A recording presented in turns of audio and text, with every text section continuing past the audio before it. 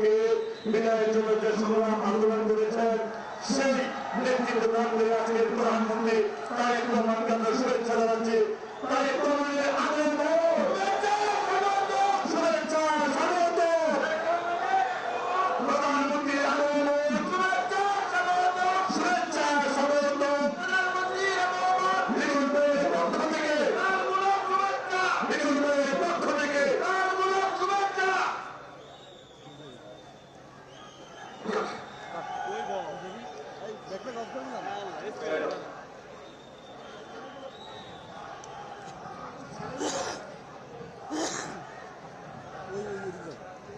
মুসলিম পাশে রাস্তায় মনে কিছু লোক আটকে আছে। আমি অনুরোধ করবো ভিতরে ঢোকার জন্য। আমি অনুষ্ঠান আরম্ভ করতে যাচ্ছি। আজকে গণপ্রজাতন্ত্রী বাংলাদেশ সরকারের